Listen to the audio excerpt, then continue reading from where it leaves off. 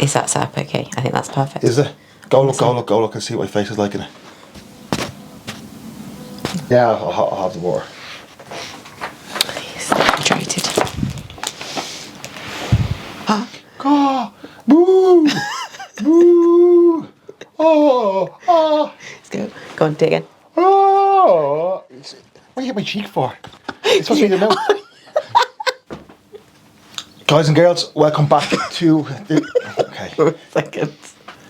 Guys and girls, welcome back to the channel. Something a little bit different today, away from training, food, etc. as well.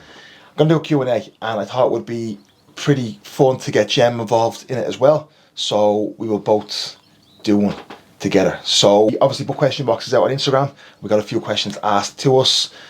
We'll run through. There's a variety of different ones as well. So we'll dig straight in. We'll keep it brief, and yeah, we'll go straight into them. Ready to go? Do you want me to start? Yeah. Okay. By the way, I'm actually way taller than Jem, but I'm just on a lower seat, which is why we got kind of like level here. He was like, oh, but I don't want people to think I'm smaller than her. Yeah. Off-plan meals, are they necessary if a part of the plan once every week or two in off-season? You obviously don't have to have off-plan meals. You don't have to. Like, no one's forcing you to have them if you prefer not to have them. Personally, for myself, I think that it's a really good opportunity for you to have a bit more of a mental break from following your plan in off season, so that, well, because when you're prepping, you're not going to have the luxury of having meals off plan. And it's another good opportunity as well to give back to those around you, even that, you know, aren't going to be able to do things with you as much during prep, i.e., you know, family, friends. It's a good opportunity to be spending that time where you're otherwise going to be limited to be able to do that when you are dieting. You know, one meal a week is probably going to keep you mentally in a good spot. Just being able to switch off, enjoy some different food, even if you don't necessarily want it, just having that social occasion where you go out, switch off the mindset from bodybuilding, switch off the mindset from work, etc. as well. You know, it can actually just set you up perfectly to go on and nail a full week. So, you know, are they going to necessarily benefit us, like directly, physically, like progression wise? No, not necessarily, but are they going to like benefit us in general in terms of, like, you know, mindset, etc.? Yeah, I feel like they do.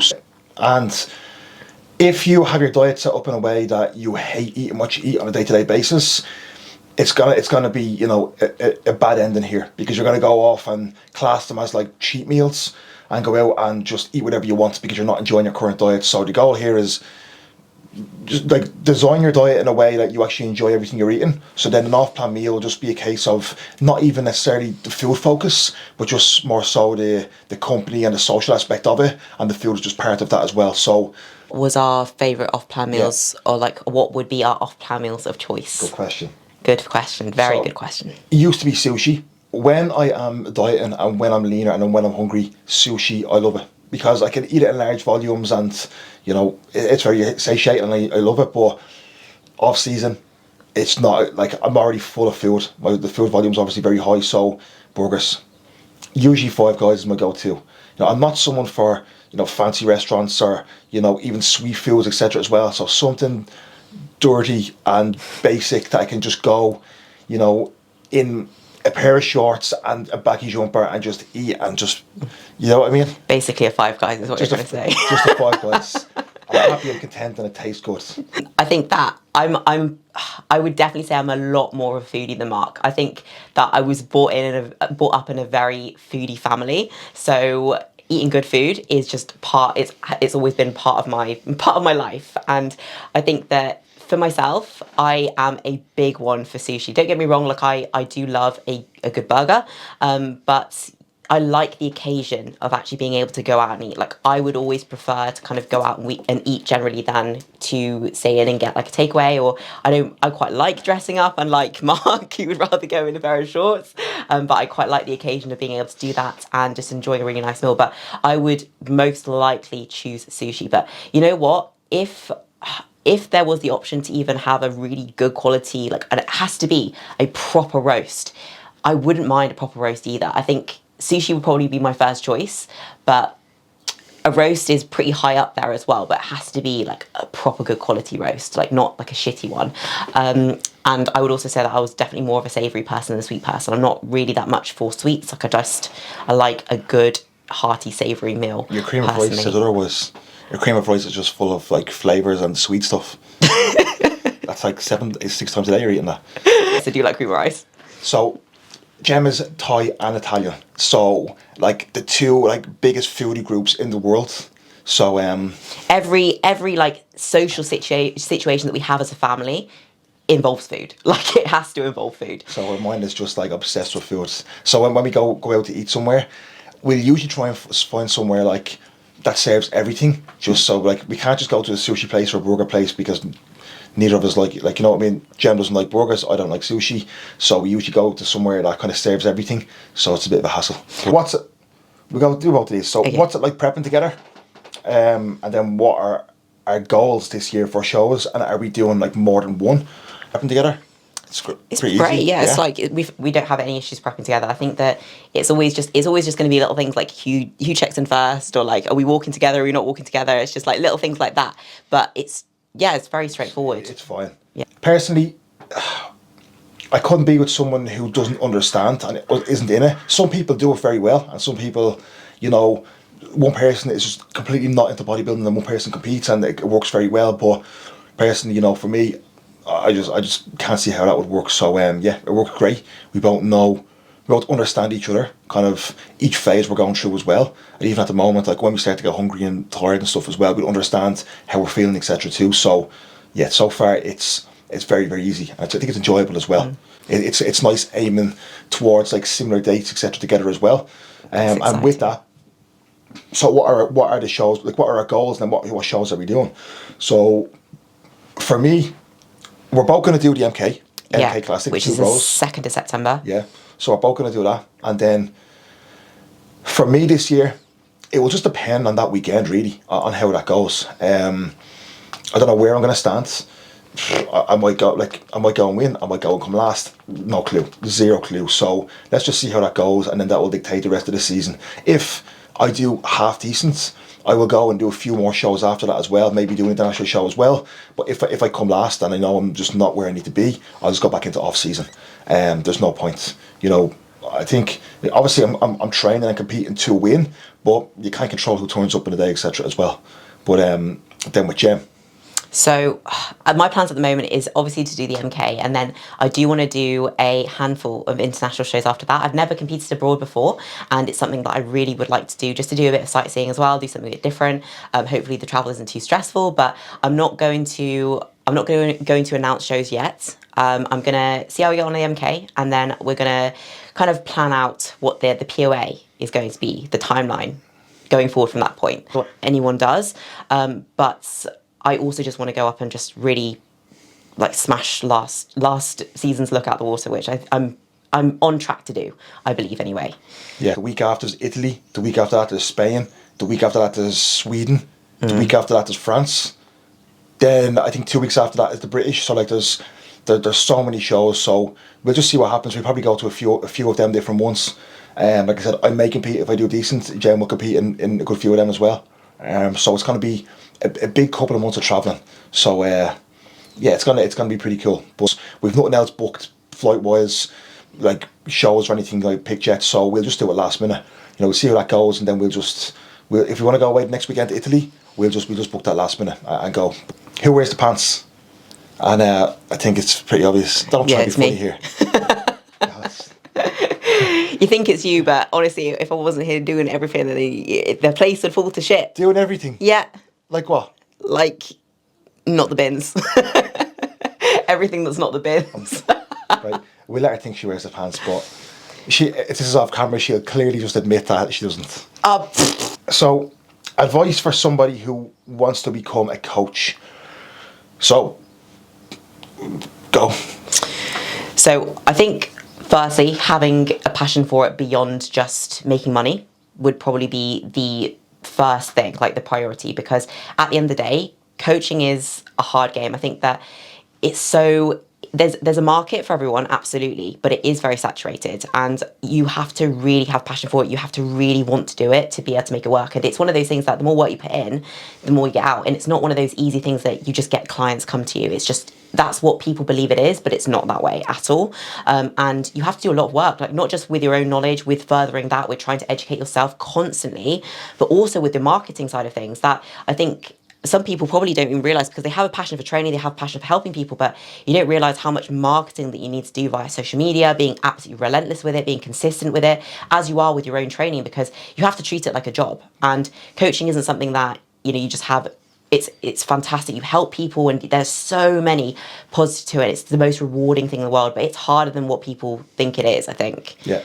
So I think it's easy to have your 9 to 5 and just have your, you go home at 5, you switch off, that's it, and you have your salary and stuff. But don't forget, like when you're a coach, prepare, to not really have any days off, no time off. Like literally, and we don't just say this. Like you can ask any coach. Like since I started this, I haven't had a day off.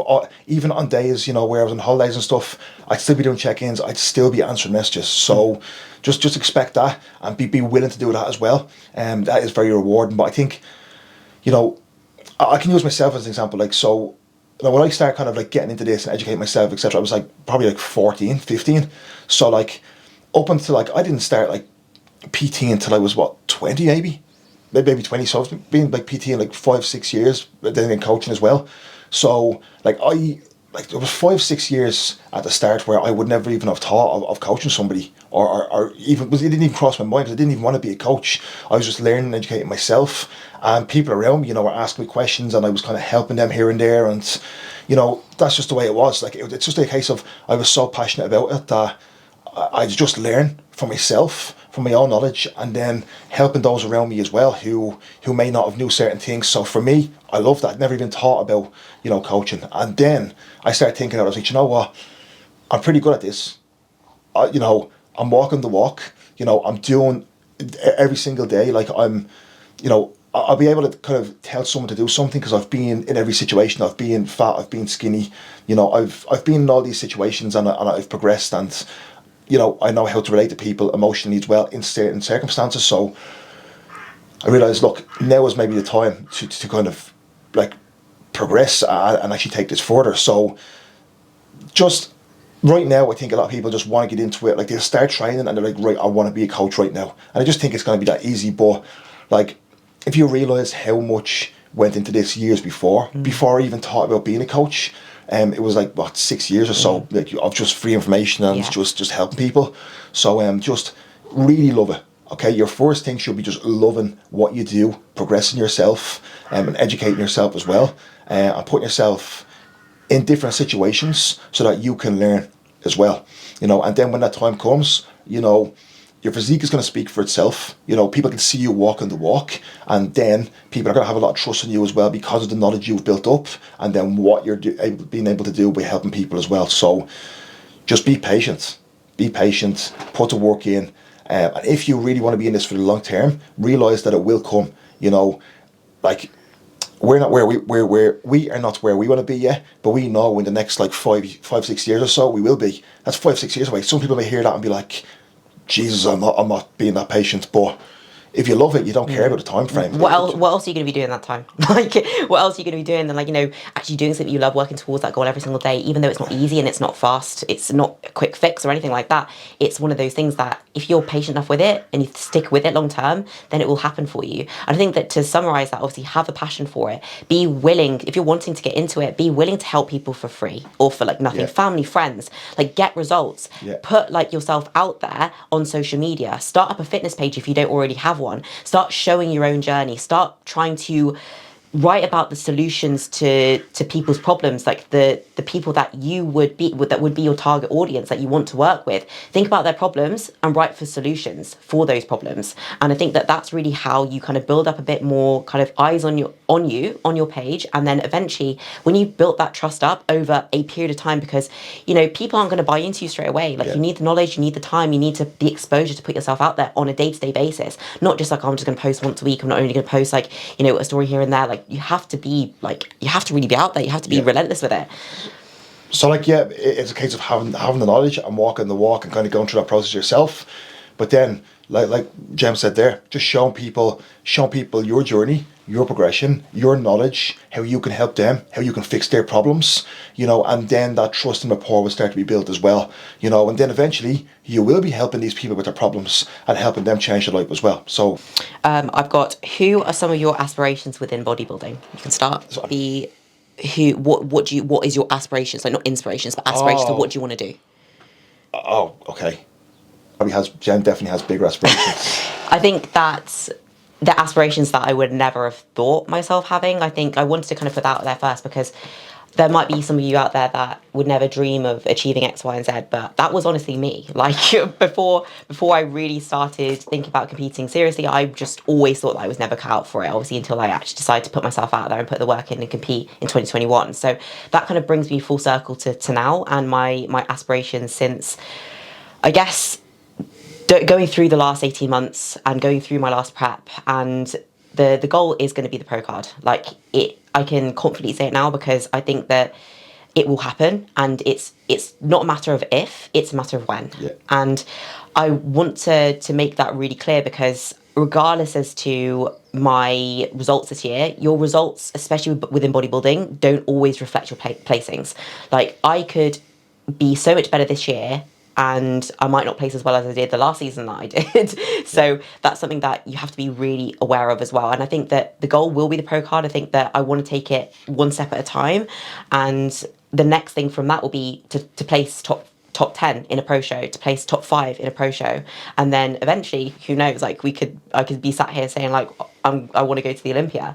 I'm not going to put that out there yet, but we're all in good time. I think the goal right now is the pro card. Will I do it this year? Potentially, it could be possible. Again, just depending on who shows up. But That's what you're aiming for. Yeah. 100%. Yeah. But like, is it going to happen? If it doesn't, it doesn't. We go again next year. Yeah. We'll just make the improvements and go again. It's that simple. Yeah. So like. And if I don't, like, it just means I wasn't good enough this year. But it doesn't mean that I'm not going to be good enough next year or the year after. Yeah. So it's just a matter of time, and it's about the process at the end of the day. I think what you have to realise is that every single person that is competing and is up against you, they're all working as hard. So there's no point in saying I'm the hardest worker in the room, no one's working harder than me. Trust me, everyone's working as hard as you, if not harder. So bear that in mind. Everyone doing this is doing it to win, is training as hard, is working as hard. So don't think you're special. Just because you're working hard doesn't mean that you're entitled to win. It doesn't work like that. So just bear that in mind. So like, I'm not delusional. I understand kind of where my limits lie, etc. as well, and that I'm not genetically gifted, etc. But I think self-belief is definitely key. And I think it doesn't matter what anyone else thinks. If you believe something in your minds and you have full belief and you're doing everything possible to achieve that, it's going to happen. And someone can laugh at you or say that, but, when you get to that point, people will ask you how you done it and how you got there. You know what I mean? So it always happens. People may look at you and be like, there's no way that's going to happen. And then it happens because you're the one that's being put into work and has full belief. So I do think, it's not, like Jem said, it's not a case of if, it's when, that I will turn pro. And for someone with genetics as poor as mine, and being a tall bodybuilder as well, some people are going to listen to this and be like, that's fucking crazy, like there's not a chance.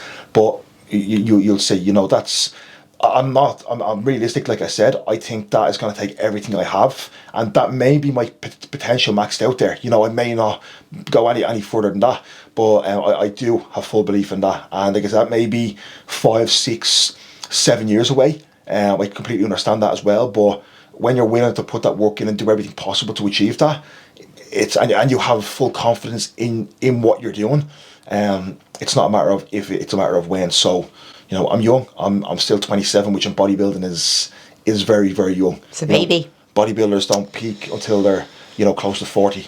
So if I'm 27, if if I have to wait another 8 years, 9 years, 10 years, great. But I do think that would be the case. It wouldn't matter, like, however long it takes, because this is what you love anyway. And the thing is like, if you look at the progress that you've made, even in the past 18 months yourself, the difference, even if you're not genetically gifted, and this is like, if someone isn't genetically gifted, but you're relentless with how consistent you are with the work that you put in on a day-to-day basis, like day in, day out, month in, month out, like, you can achieve crazy things. And as much as like everyone can see genetics as a limitation, it is a limitation. Like that's, no one's going to argue with that. But you'll get so much further by just not giving up on that goal and just loving the process, because at the end of the day, that is what matters more than the result, even if it comes way down the line. So if you have a big goal, if you shoot for a massive goal that may be unachievable, you're going to land just below that. If not, you'll hit it. But if you don't hit it, you'll just land below that. You know what I mean? So if you hit a low goal for yourself and you don't hit that, you'll land below that. So you may as well aim for something a lot bigger, and still that will lead you to more progression in the long run anyway, even if you don't achieve that goal. Yeah. So stop selling yourself short, because you're wasting your potential. You're wasting your time. Time, literally. Yeah. Differences between this prep and last prep. Was one easier than the other? Oh, good question. Go on.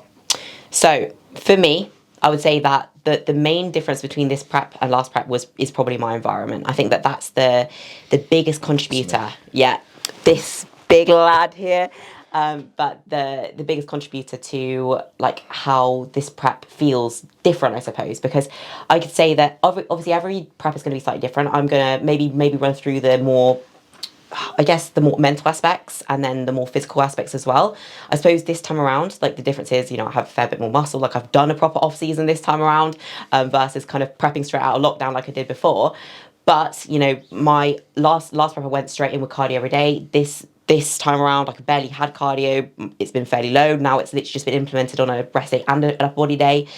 My food's still been quite high. So I would say from that aspect, things are easier, but I feel like from the mental aspect of things, like that's where it's been so different, just because the environment that I'm in, the people that I'm around, the job that I do in terms of like I coach solely online now, I don't do PT, like all of these things make for a much more kind of like straightforward, not an easy prep, because no prep's going to be easy. Like towards the back end, I'm yet to struggle yet, and there will be plenty of struggle, but up until this point I feel like the environment, including like your circle, the people that you surround yourself with, makes such a big difference. And I feel like that in itself is going to push me so much more than where I currently was, where no one bodybuilding, one of the only people that competed.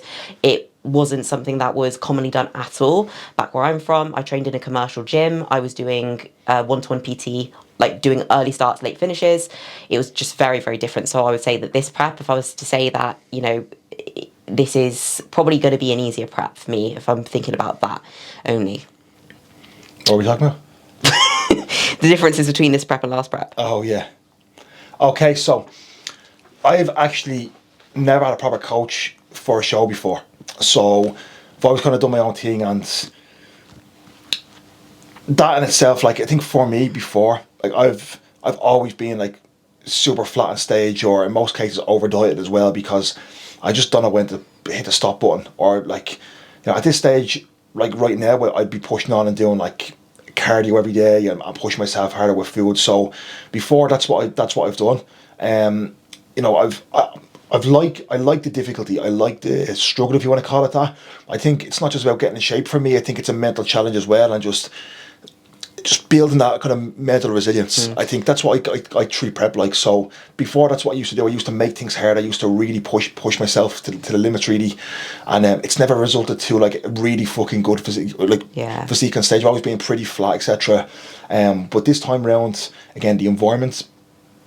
I'm not a one-to-one PT. I'm not on the gym floor for I'm not working 8-9 hours on the gym floor. I'm in an environment. My whole day is based around when I eat, when I work, when I sleep, when I train.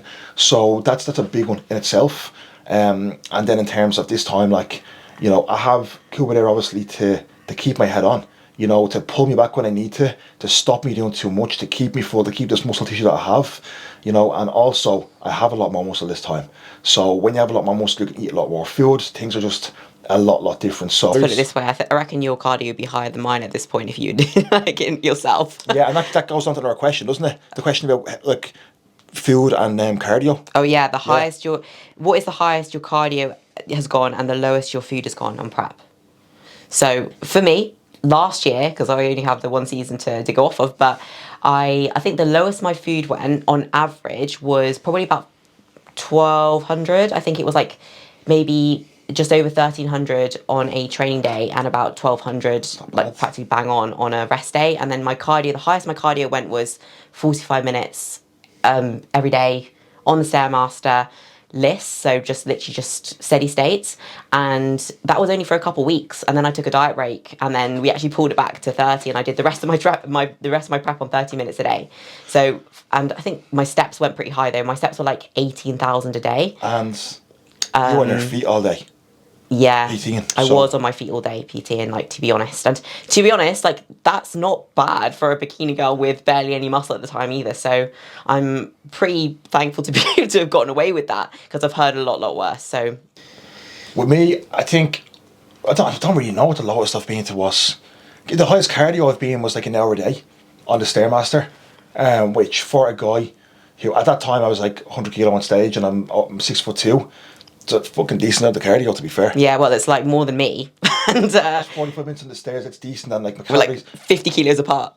and I'm pretty sure my food went down to like sub 2k as well, which again, that's like, yeah, that's not as low as Jem, but I'm 6'2". I was like, you know, over 100 kilo at that stage as well. So, you know, if I had to, the thing is, if we had to, we would have done more. If I had to do 2 hours of cardio a day and 8,000 calories, you know, this is not meant to be healthy. You know, you're not doing this to have peak physical health. You're doing this to achieve an extreme goal. So whatever has to happen, happens. This isn't a case of being like, oh, I got the prep on like 3,000 calories and zero cardio. Like, if that's the case, great. You know what I mean? But at the end of the day, if you're boasting about that and you get on stage fat, doesn't fucking matter, does it? Like, if you are ready for a show, it doesn't matter how much food you eat. Being stage lean is painful. Or how much food is going in. If you're still that level of body fat, your body doesn't like it. It's not meant to be like that. So even if you're eating 4,000 calories a day and still staying like that, your body still doesn't like it. You know. So another question we actually got was, what does yours and Mark's coaching prices start at per month? So Okay. this is something that we only really discuss on the call. So we like to jump on a call with a potential client first, just to talk through your goals and about like what you're actually looking to do. And at least then, like, regardless as to whether you choose to come on for coaching or not, we know that we've helped you in some way, shape or form. Like, we will map you out a timeline. We'll discuss essentially what we would be looking to do going forward. So, you know, you at least go away with a little bit of knowledge, but we do like to get an idea of who we're going to be working with and what your goals are before actually outlining the price for you. So we also get to outline what our service entails as well, because as coaches, we feel like we do offer like a lot of care to our clients and a lot of value as well. So we want to give ourselves an opportunity to be able to put that across also, yeah. Yeah, so I think for us, it's important to be able to give an insight to people on a call in terms of how we can actually help them, how we can get them to where they are. Other than that, they have no idea, you know, so a number is just going to be a number to them, you know, without actually realising what we can do. I think as well as that too, we want to have a chat with the client first, and we want to see if they're the right fit for us. You know, we're not just going to take anyone on who doesn't kind of fit what we want to do, or kind of our morals, etc. as well. So I think that's a big part of it as well. Coaching is probably not as expensive as you think. I actually had a couple of consults over last week, remember? And they were like, whoa, I thought that was going to be a lot more. So like, we understand that, you know, especially in this time as well, we, like, you know, where the cost of living is obviously a lot more expensive, you know, we're not stupid. We understand, like, if we want to help as many people as possible, we understand that, you know, charging an extreme rate for coaching is just not going to allow us to do that. Be able to help more people. So that's the way we go with things as well. So yeah. if you are interested, I'll actually put a link in the bio as well, and in the description as well. We just jump in a call, we'll have a chat, and you're not obliged to come on board. You know what I mean? So we'll have a chat. We'll see if you're the right fit for us. Because if you're not the right fit for us, we will happily recommend some other coaches that we think would be a better fit for you as well. You know, but yeah, that's pretty much that one. I think that kind of wraps. Yeah. I think that wraps up. So that is. Oh, that's a good stretch, man. That is the Q&A wrapped up. Sweating Your tits off, lads. God. And I So, know, yeah. I guess 40 minutes. It's actually us at 13 weeks out now as well, so Can you tell we got the diet faces yet? we're still fat. Still fat though. Yeah, give us still another fat. few weeks. But yeah, Gem's YouTube as well. Actually, put Gem's YouTube in the description too. Do follow along for her as well, because realistically, she's going to do better than me this season as well. So you're going to want to see, you know, the success there. I'm just here, you know, for Moral support. Moral support. But yeah, follow along. Like, share, subscribe as well. Sharing would mean a lot. We'd appreciate it. But thank you very much for watching. I appreciate it. And yeah, we will chat to you in the next one. Next ones.